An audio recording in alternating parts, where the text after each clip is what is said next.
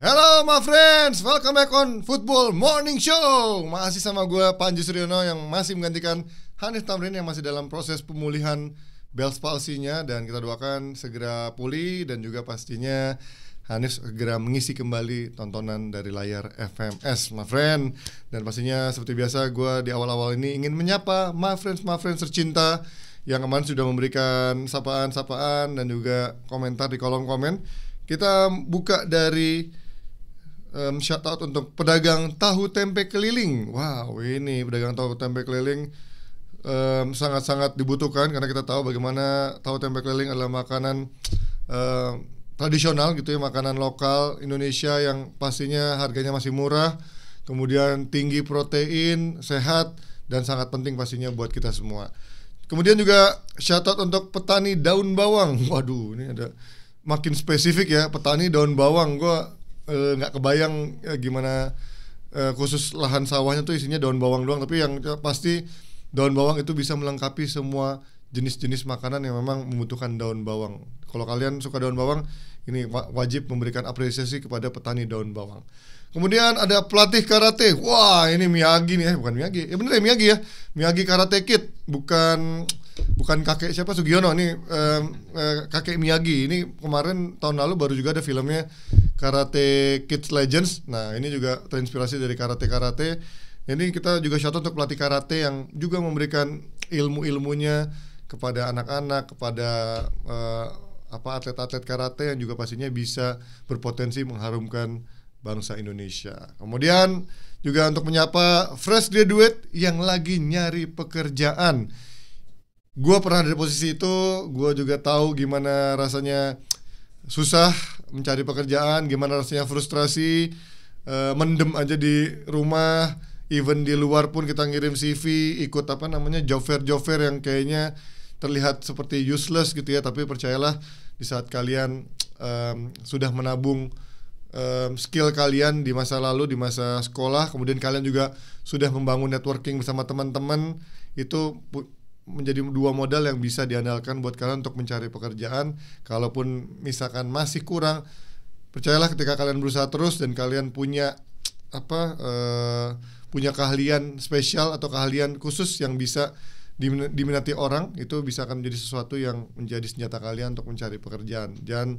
Jangan patah semangat untuk cari pekerjaan. Ada yang bisa mungkin langsung dari fresh graduate, bahkan dari sejak sebelum wisuda udah wah gue dapat kerjaan. Ada yang mungkin 3 bulan udah dapat kerjaan, ada yang 6 bulan, ada yang setahun. Proses orang beda-beda, atau bahkan ada yang 2 tahun. Yang penting jangan terlalu picky mencari pekerjaan di awal-awal kalian fresh graduate, karena sekali lagi fresh graduate S1, apalagi yang nilainya ngepas atau yang bukan sekolahnya juga lagi secara nama bagus banget, itu secara nilai emang kurang gitu untuk melihat kompetisinya. Tapi lagi-lagi lihat pekerjaan yang ada dulu yang memang bisa kalian masuki, cari pengalaman, cari ilmu, bangun networking.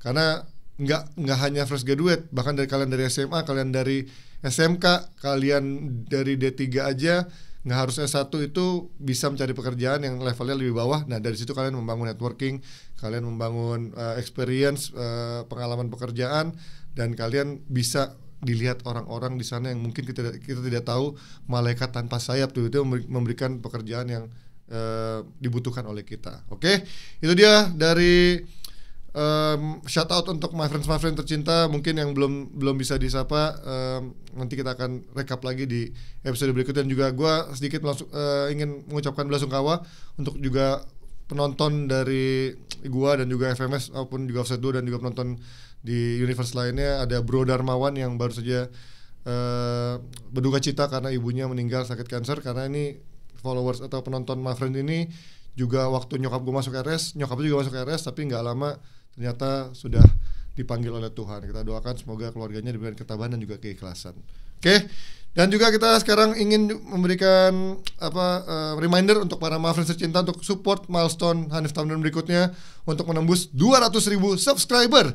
Karena kalau menembus 200.000 subs akan melanjutkan Subaton season 2 dan akan menghampiri atau menginterview seorang Lord Nicholas Jackson. Oke, here we go. Kita akan mulai start from apalagi kalau bukan Manchester United yang akhirnya memutus winning streaknya tapi belum kalah. Tapi ya ini menjadi sebuah warning sign lagi untuk MU, jangan terlalu nyaman setelah melanjutkan 3 kemenangan beruntun. Ini menjadi pertandingan keempatnya di Premier League yang akhirnya terhenti di kandang Nottingham Forest. Dan kita melihat dari beberapa takeaways atau dari notes pertandingan ini di mana Casemiro menjadi pemain protagonis buat MU yang membuka keunggulan di menit 34, dan Forest ini berbalik unggul dengan 2 gol cepat di awal babak kedua. Ini menjadi tamparan buat United setelah gol dari Casemiro, seolah mereka terlalu nyaman dan sekejap bisa langsung dibalas 2 gol,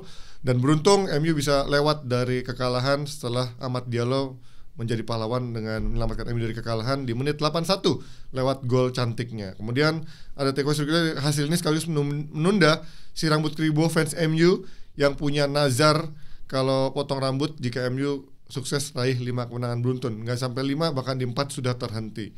Kita mulai dari laga atau dari gol pertamanya MU yang memang menjadi perdebatan terutama dari pihaknya Forest ya, dimana kita melihat bola itu keluar ke out sana dan menjadi corner kick. Tapi kalau dari tayangan ulang memang yang angle yang terlihat bola sepertinya sudah keluar.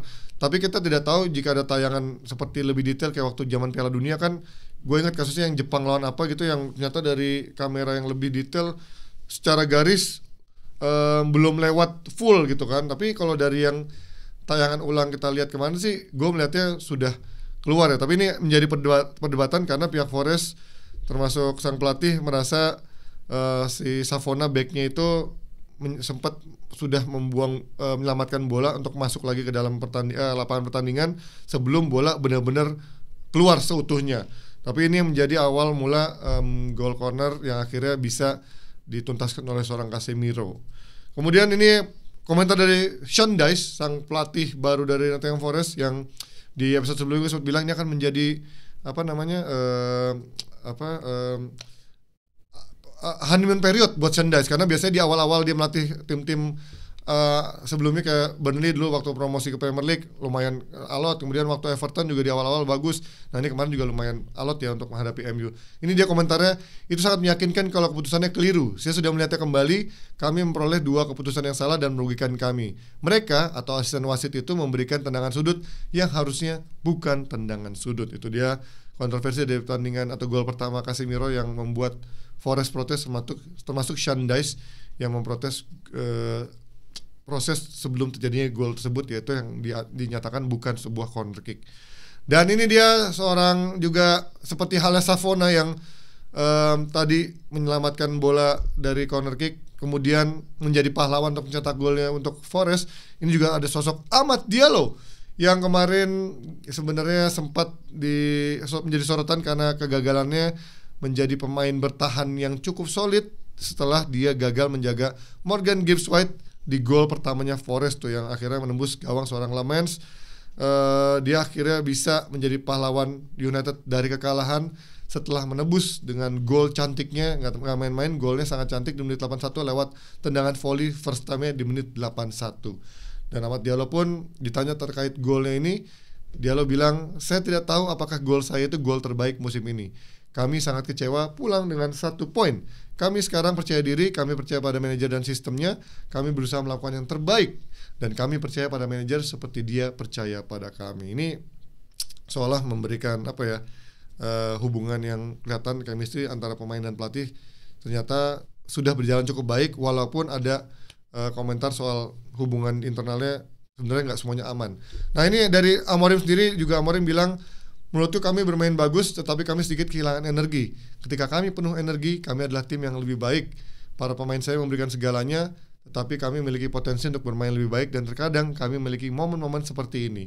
Pada akhirnya kami kehilangan 2 poin, dan kami perlu mendapatkan 3 poin di pertandingan berikutnya. Itu kata Amorim. Nah tadi gue sempat bilang bagaimana ada isu ketidaknyamanan dari mungkin beberapa pemain kepada Amorim, tapi yang di-highlight adalah bagaimana media menilai Amorim menempatkan Amad Diallo di posisi yang sebenarnya tidak begitu nyaman, karena posisi terbaiknya adalah di mana dia bermain di winger kanan gitu, di mana dia lebih bermain attacking.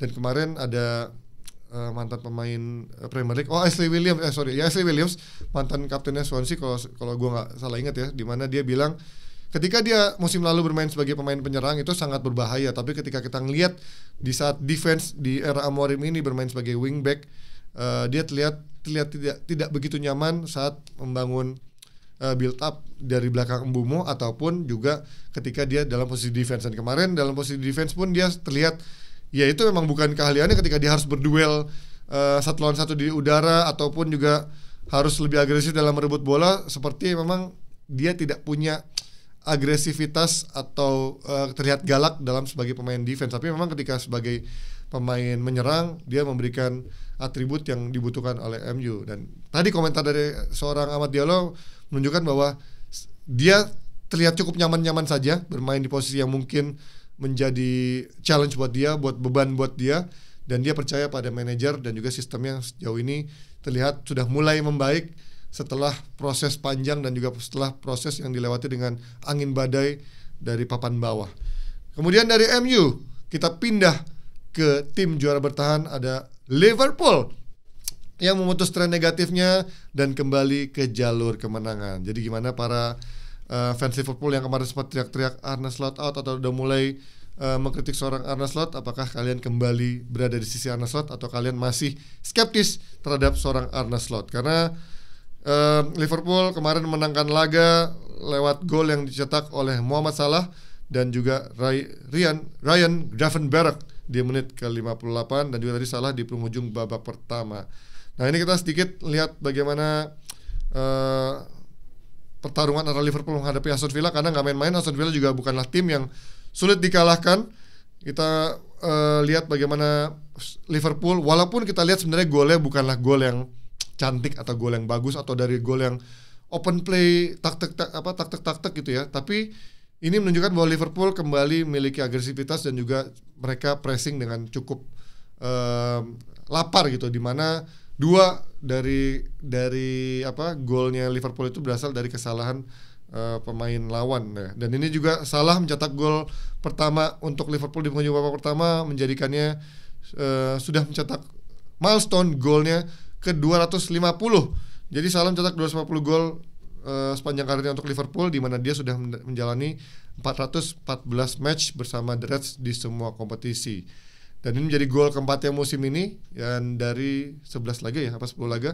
Jadi memang untuk startnya memang cukup lambat ya. Dan Salah sendiri juga berkomentar, saya tidak senang dengan start tim di awal musim ini. Ini musim yang cukup tricky karena banyaknya pemain baru yang datang. Mereka adalah rekrutan yang sangat bagus, tapi mereka butuh waktu untuk adaptasi ke dalam tim. Kami hanya butuh waktu dan saling memahami permainan satu sama lain, dan semua akan kembali lebih baik. Dan memang Salah juga sebenarnya sudah mencetak gol di laga sebelumnya lawan Brentford, walaupun Liverpool kalah lawan Brentford. Tapi memang di 4 pertandingan sebelumnya pun Salah terlihat seperti underperform ya. Walaupun lawan Brentford kemarin dia mencetak gol, dan kemarin sudah lebih baik, terlepas dari golnya memang mendapatkan gol gratisan lewat blundernya miskom antara Martinez dengan Pau Torres. Tapi agresivitas Salah yang berada di posisi tepat memberikan pressure atau pressing kepada Aston Villa, akhirnya menempatkan dirinya berada di posisi tepat untuk bisa menjeploskan gol. Karena lagi-lagi gol gampang, segampang-gampangnya gol kalau tidak diiringi dengan akurasi dan juga insting posisi yang tepat dan di momen yang tepat, itu tidak akan menjadi gol juga. Jadi Salah sudah menjadi right man on the right place dengan instingnya sebagai striker yang tajam, walaupun memang ini menjadi statistiknya yang sangat lambat dibandingkan musim-musim sebelumnya. Dan ini juga ada komentar dari seorang Arne Slot terkait kemenangan Liverpool lawan Aston Villa. Saya rasa Anda selalu merasa tertekan jika berada di Liverpool. Jika Anda memimpin klasemen dengan 15 pertandingan tersisa, Anda akan merasakan tekanan. Dan jika Anda sedang dalam performa kurang baik seperti kami, Anda akan merasakan tekanannya. Namun saya selalu merasakan dukungan dari para penggemar selama saya di sini. Saya senang dengan hasil malam ini, dengan performa tim dan apa yang saya lihat hari ini. Tidak hanya dari para pemain, tapi juga dukungan yang kami dapatkan dari para penggemar adalah apa yang kami butuhkan di hari ini. Itu dia optimisme dari seorang Arne Slot yang mungkin udah mendapatkan banyak kritik, termasuk dari para fans Liverpool. Tapi gue juga sempat bilang di episode sebelumnya kalau kayaknya terlalu dini untuk bisa mengevaluasi, atau bukan evaluasi. Evaluasi itu wajar karena sudah rentetan kekalahan beruntun. Tapi kalau udah bilang waktunya Arne Slot out, Arne Slot dibilang udah habis, menurut gue terlalu dini, terlalu prematur. Dan setelah apa yang dia lakukan dalam musim lalu yang sangat luar biasa, harusnya fans Liverpool lebih bersabar dengan banyaknya pemain baru yang memang secara pressure pun juga sangat besar karena harganya mahal. Kemudian memang butuh waktu untuk bisa ngegel sama tim ini yang sebenarnya secara struktur udah jadi, tapi sekarang dalam masa transisi di mana ada dua pemain dengan harga mahal yang dicoba untuk bisa diimplementasikan atau dicoba untuk bisa ngegel dengan timnya Arne Slot ini. Oke, kita pindah dari sang juara bertahan yang akhirnya kembali ke jalur kemenangan. Apakah ini hanya kemenangan kejutan sesaat atau mereka kembali bisa konsisten lagi di pertandingan berikutnya? Ada juga dari Chelsea yang menang Derby London lawan Tottenham Hotspur. Selesai itu Spurs digeprek sama Chelsea ya, walaupun golnya tipis saja 1-0. Dengan hasil ini artinya Chelsea selalu menang di 6 dari 7 duel terakhir antar keduanya di kandang Spurs. Nah, berbicara soal permainan atau pertandingannya secara statistik memang Chelsea sangat dominan, bukan dari ball positionnya aja 52% berbanding 48%, tapi dari jumlah shotsnya, jumlah on targetnya sampai big chance-nya. Karena Chelsea punya 15 total shots berbanding 3 hanya milik Spurs, kemudian 9 on target berbanding 1 milik Spurs yang sangat minim sekali, dan juga 6 big chances dari Chelsea berbanding 0 milik Spurs yang memang membuktikan Chelsea layak menang. Itu kita lihat bahkan passing akuratnya 81% milik Chelsea, Spurs hanya 76%, yang menunjukkan bahwa aliran bola dari Spurs tidak jalan, tidak ada peluang untuk Spurs, dan menunjukkan Spurs memang di musim ini atau di laga ini sangat inferior menghadapi Chelsea. Walaupun memang Chelsea tidak begitu klinis, dari total 15 shots 9 on target dan juga 6 big chances hanya bisa 1 gol yang tercipta. Tapi itu bukan karena hanya murni pemain Chelsea-nya kurang klinis atau kurang tajam, tapi lagi-lagi Vicario memang tampil sangat apik dengan 8 saves yang diukir di laga ini. Dan memang Vicario di musim ini membuktikan dia menjadi satu pemain paling penting untuk Spurs. Ketika kemarin di Piala Carabao dia tidak bermain, sangat terasa gitu. Inilah perbedaannya ketika Vicario tidak main dengan Vicario main. Dan ini dia komentar dari seorang Thomas Frank, sang pelatih Tottenham Hotspur, terkait kekalahan dari Chelsea ini. Kita semua merasakan frustrasi dan emosi. Itu bagian dari sepak bola, rasanya sangat menyakitkan, dan tentu saja itu bagian dari tugas untuk menghadapi kalian sekarang dan menjawab pertanyaan-pertanyaan yang sangat penting ketika sebenarnya ada yang sedang bergejolak di dalam hati dan ingin mencari solusi. Menonton pertandingan kembali dan melihat apa yang salah. Tapi saya pikir ini tentang mencoba untuk tetap tenang. Secara umum saya pikir Chelsea bermain bagus. Kami jelas tim yang lebih buruk dari Chelsea. Kami tampil buruk, dan ini diakui sekali oleh sang pelatih Thomas Frank. Tidak hanya dari statistiknya, tapi sang pelatih pun bilang mereka tampil buruk dibandingkan menghadapi Chelsea. Tapi menarik kalau kita lihat juga di pertandingan kemarin itu menyisakan beberapa video-video klip. Kalau mungkin friends ada yang melihat, gue belum tahu itu editan AI atau memang benar terjadi, karena di pasca pertandingan di pinggir lapangan gue lihat ketika seorang Thomas Frank ingin menyalami Jet Spence dan juga seorang Van der Ven, itu keduanya terlihat tidak mengacuhkan gitu. Mereka tidak ingin bersalaman dengan Thomas Frank. Nggak tahu apakah dari keputusan Thomas Frank yang mungkin membuat pemainnya kecewa, tapi rasanya dua pemain ini cukup aneh jika memberikan gestur yang seperti itu dalam satu pertandingan seperti ini. Karena ini biasanya pemain yang terlihat emosional seperti itu sudah terlihat akumulasi dari pertandingan sebelumnya. Ini belum tercium apa yang terjadi dari antara Jet Spence dengan Thomas Frank, ataupun juga Van der Ven dengan Thomas Frank. Apalagi Van der Ven yang cukup senior, cukup pivotal lah untuk Spurs di musim ini ataupun dari musim sebelumnya. Kita lihat apakah ada bumbu-bumbu lain di ruang ganti Spurs yang akan di-highlight oleh media-media di bukan berikutnya. Sementara komentar dari seorang Enzo Maresca, pelatih Chelsea, dia bilang, saya pikir kita harus berani, baik saat menguasai bola maupun tidak. Kami bermain sangat baik saat tidak menguasai bola, tetapi kami juga menciptakan peluang saat menguasai bola. Di Inggris, skor 1-0 belum final dan apapun bisa terjadi. Hari ini kami bisa mencetak 1 atau 2 gol lagi.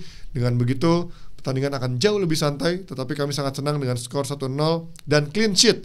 Kami sangat senang untuk diri kami sendiri dan untuk para penggemar karena ini derby besar. Aku mau bilang ini derby besar nggak ya?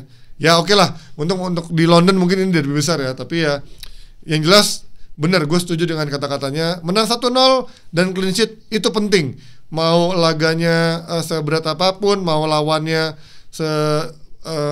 sejelek apapun secara permainan, tapi yang penting pada akhirnya adalah kemenangan dan 3 poin di saat Chelsea yang tengah mencari konsistensi dan juga pemain yang belum benar-benar full team. Kemudian juga ada komentar dari seorang pencetak gol kemenangan, João Pedro. Saya rasa saya membutuhkan gol ini. Setelah sekian lama saya tidak mencetak gol untuk Chelsea dan saya rasa tim mengharapkan gol dari saya. Jadi saya hanya ingin mengucapkan terima kasih kepada Moses untuk assist-nya. Terima kasih kepada tim dan sekarang kita perlu menikmati kemenangan ini. Itu dia dari João Pedro yang memang di awal-awal musim dari pramusim tampil sangat menjanjikan, bahkan di Piala Dunia antar klub sampai awal musim tampil menjanjikan, tapi sempat di beberapa pertandingan sebelumnya ini terlihat kayak tumpul walaupun dia bekerja keras untuk Chelsea. Itu dia dari derby London antara Spurs dan juga Chelsea. Kita pindah ke tim London lainnya. Ini menjadi tim London Utara juga mirip dengan Spurs. Ada Arsenal yang lagi-lagi meraih kemenangan. 7 kemenangan beruntun dicetaknya tanpa kebobolan. Arsenal terus menjaga konsistensinya. Jadi ini kemenangan ke-7 beruntun untuk The Gunners tanpa kebobolan, yang menjadikan ini kedua kalinya dalam sejarah Arsenal.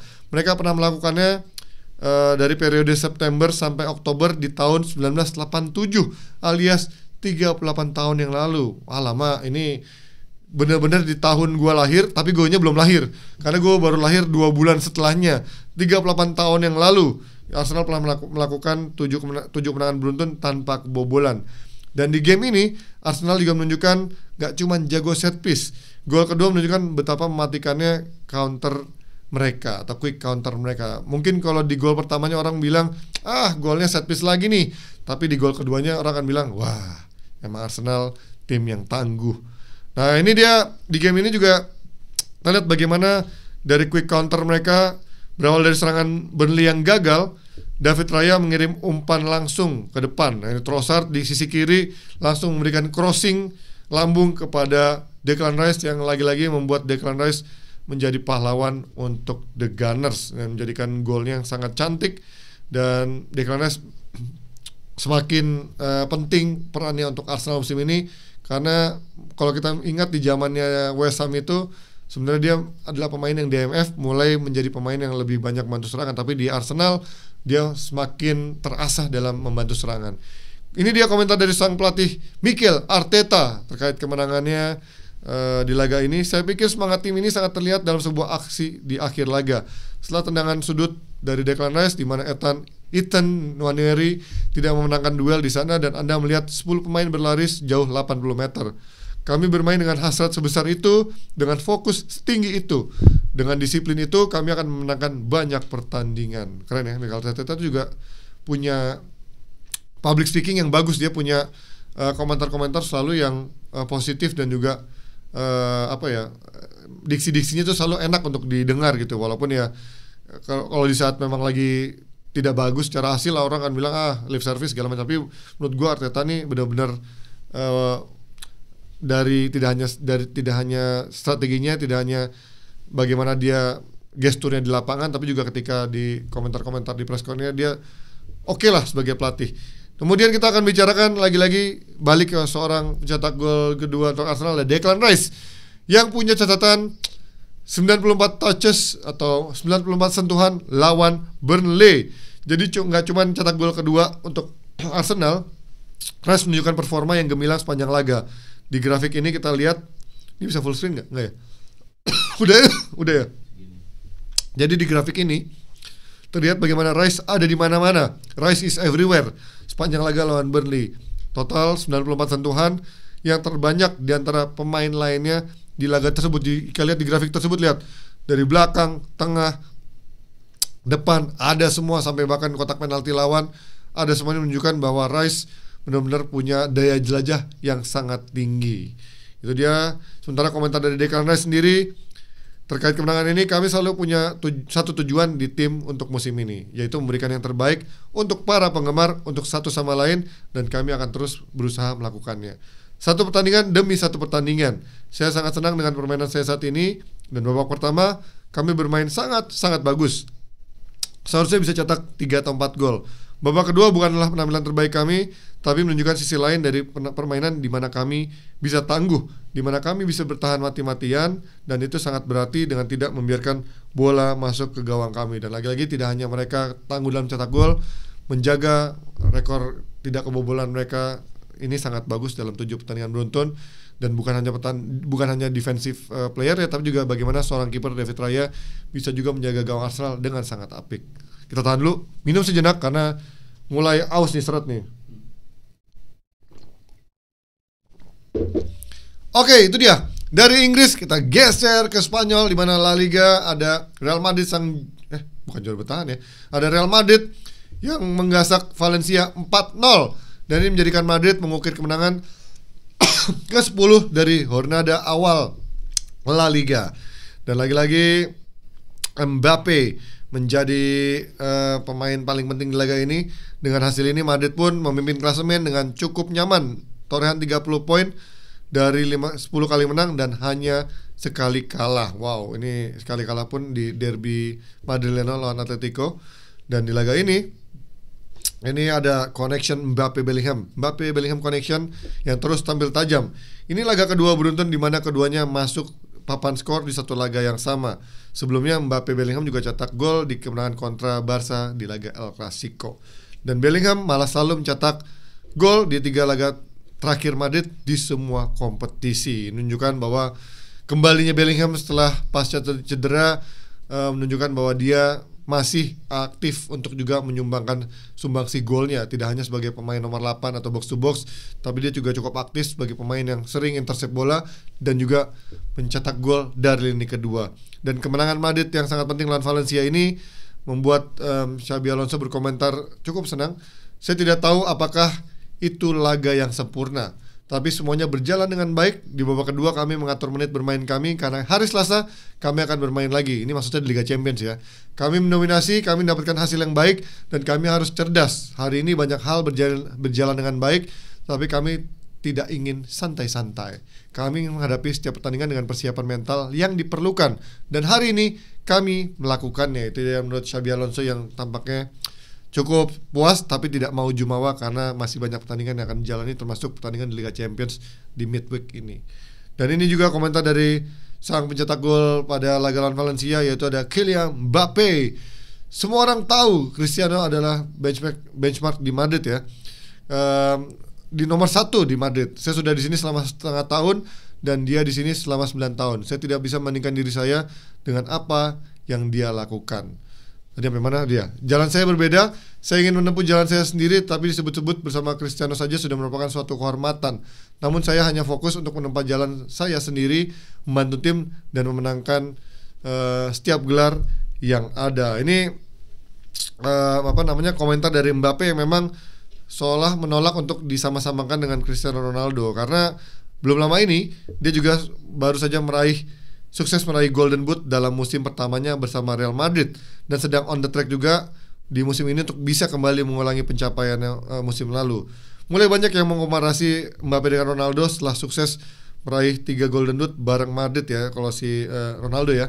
Dan Mbappe pun tadi berkomentar seperti itu karena dia tidak ingin menjadi pressure buat dirinya disama-samakan dengan Ronaldo yang memang sudah menjadi benchmark buat Real Madrid. Tapi menarik ya bahwa Ronaldo itu mencetak 33 gol di semua kompetisi di musim debutnya bersama Real Madrid, sementara Mbappe itu tadi sekitar 40-an gol atau 42 gol. Ini menunjukkan bahwa Mbappe aja di musim pertamanya sudah melewati torehan dari Cristiano Ronaldo, dan bukan tidak mungkin orang akhirnya memberikan ekspektasi yang sama dengan Cristiano Ronaldo. Walaupun memang sekali lagi kita perlu ingat Ronaldo di awal-awal Madrid di awal-awal dia gabung Madrid itu masih sering kali menjadi winger gitu, bukan yang full striker. Nah, kalau beda dengan Mbappe yang memang lebih advance menjadi penyerang dan akhirnya membuat dia lebih dekat dengan gawang. Dan Ronaldo itu dalam 9 musim bersama Madrid hanya 1 kali dia gagal mencetak lebih dari 50 gol, yaitu di musim debutnya. Dan Mbappe punya peluang juga untuk bisa menyamai mungkin catatan Ronaldo dengan mencetak 50-an gol dalam semua kompetisi dalam semusim ya. Jadi artinya masih dengan sekarang sudah mencetak 13 gol dari 11 laga di La Liga, membuat Mbappe sekarang bisa mengejar legend Madrid yaitu Cristiano Ronaldo yang bisa mencetak mungkin 50 gol tiap musimnya, atau mungkin nggak usah jauh-jauh 40 gol tiap musimnya. Itu menjadi sebuah pencapaian yang sangat luar biasa buat seorang Kylian Mbappe dan bisa menjadikan dia kembali Golden Boot-nya. Itu dia dari sedikit intermezzo dari Spanyol. kita juga Barca tuh berapa ya, belum main ya? Gue sampai lupa Barca. Ya itu dia, karena saat kita sedang syuting ini Barca masih main. Kita pindah dari La Liga ke Italia. Ada Juventus di bawah sang pelatih barunya, pelatih anyarnya, Signor Luciano Spalletti, yang menorehkan debut sempurna memimpin Juventus memenangkan laga lawan Cremonese, tim yang dibela oleh Emil Audero Mulyadi di sana. Dan ini membuat Spalletti meraih 3 poin di debut pertamanya, walaupun memang kemarin Juventus sebenarnya sudah meraih kemenangan juga di era pelatih interimnya, tapi sekarang melanjutkan konsistensinya 2 kemenangan back to back lewat kemenangan 2-1 yang gol cetak oleh Filip Kostic di gol pertamanya dan juga gol keduanya cetak oleh Andrea Cambiaso. Sementara Cremonese hanya mampu membalas lewat 1 golnya lewat Jamie Vardy. Yang menarik adalah bagaimana sebenarnya formasinya sedikit ada berubah, lebih dinamis ya. Bagaimana kalau Tudor kemarin 3-4-2-1, 3-4-2-1, 3-4-1-2, dengan kemarin akhirnya mencoba seorang Jonathan David dengan Vlahovic. Nah, Spalletti juga kemarin mencoba 4-3-3 tapi lebih dinamis di atas lapangan, bisa berubah juga.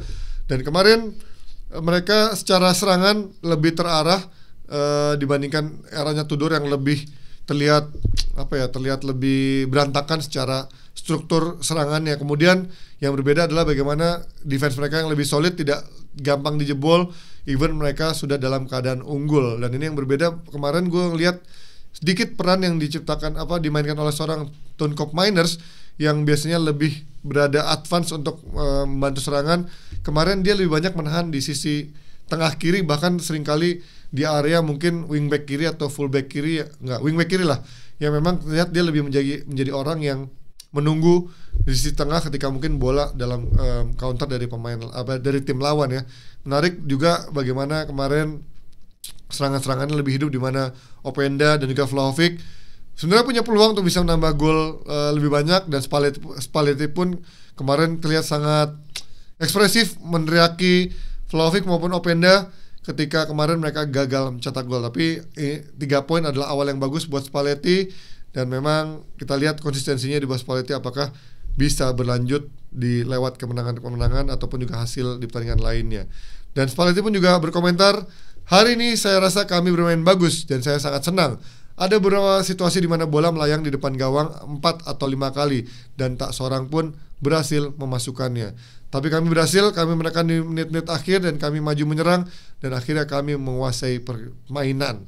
Ini dia komentar dari Luciano Spalletti, pelatih baru Juventus, yang juga dia sempat bilang salah satu kelihatan weaknessnya Juventus di pertandingan di debutnya ini adalah di saat mereka unggul, terlihat Juventus terlalu cepat untuk menurunkan temponya dan bertahan. Dan Vlahovic pun juga sempat bilang salah satu yang mungkin kebiasaan buruk Juventus adalah ketika mereka unggul langsung cepat menurunkan tempo dan akhirnya membuat mereka membiarkan pemain lawan untuk bisa merebut momentumnya. Dan akhirnya di zaman Igor Tudor sering sekali mereka bisa mencetak gol tapi akhirnya dicetak gol balik dan akhirnya secara pertahanan bisa dibombardir ada tim lawan. Dan di era Spalletti ini pun Spalletti mengamini bahwa mereka juga kemarin setelah mencetak gol sempat turun secara tempo di babak awal babak kedua, tapi akhirnya mereka bisa meraih 3 poin. Itu yang penting buat tim yang sedang kembali ingin membangun secara psikologis dan juga moralnya biar naik lagi dengan kemenangan.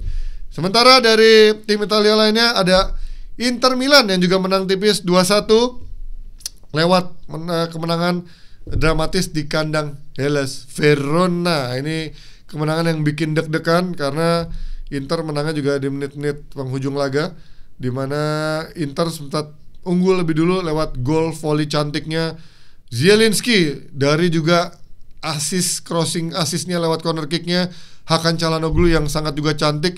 Ini gue gak ngerti, tapi ini sepertinya memang gol yang sudah dilatih oleh mereka di situasi latihan, karena benar-benar seperti skema yang sudah dilatih dan sangat cantik dari asis maupun juga golnya. Kemudian Verona sempat membalas lewat Martin Freese di menit 90 plus 3 yang ini golnya golnya Verona. Verona sempat membalas lewat gol dari siapa main cetak gol, gue lupa kemarin. Nascimento yang man to man dengan Bastoni. Ini yang sekali lagi memang sering menjadi highlight ketika Bastoni terlalu asik membantu serangan, dia sering lupa untuk kodratnya sebagai pemain bertahan, yaitu ketika man to man sering sekali terlalu mudah untuk dilewati. Dan kemarin Bastoni sebenarnya tidak tampil buruk, tapi dalam situasi gol dari Verona dia cukup mudah dilewati man to man dan akhirnya bisa menjebol gawang Sommer. Kemudian juga gol terakhir dari Inter lahir dari gol bunuh dirinya seorang Martin Frese di menit 90 plus 3 setelah gagal menghalau crossing dari Nicolo Barella. Dan ini dia komentar dari pelatih Inter Milan Christian Cifu. Saya merusak setelan saya setelah gol terakhir itu. Saya sekarang pakai baju olahraga dan pihak sponsor agak marah.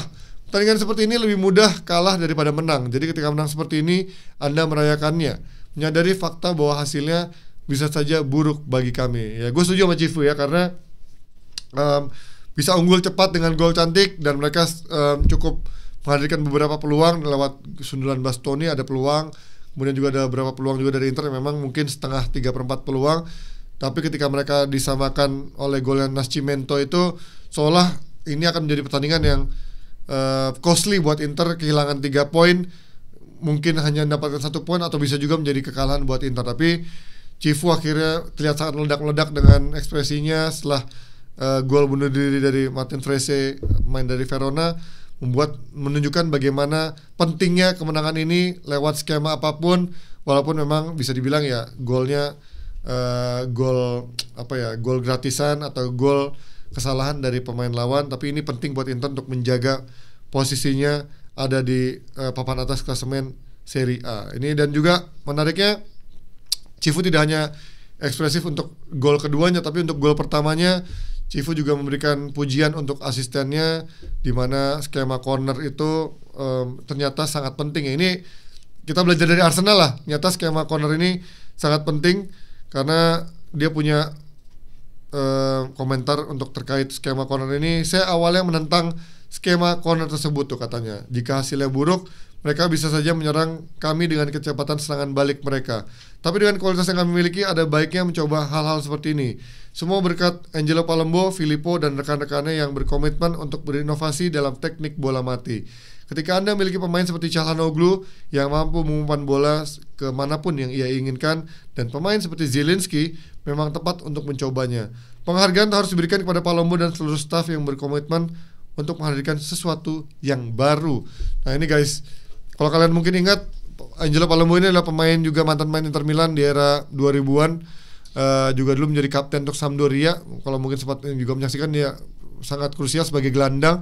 Dan memang dia Cifu memuji bagaimana Palombo dan staf asisten kepelatihannya akhirnya memaksimalkan dari pemain-pemain yang ada, seperti Hakan Calhanoglu yang punya akurasi passingnya sangat tinggi, tendangan yang sangat akurat, dan punya Zielinski yang punya football brain yang sangat baik, dan akhirnya bisa terbayar lewat skema latihan dipraktikkan di pertandingan. Ini menunjukkan bahwa sepak bola modern ini kembali bergeser. Kalau kemarin mungkin orang hanya ingin melihat tiki taka, open play, permainan cepat, tapi lagi-lagi di musim ini menunjukkan bola-bola mati seperti Arsenal yang sudah mencetak banyak gol dari set piece.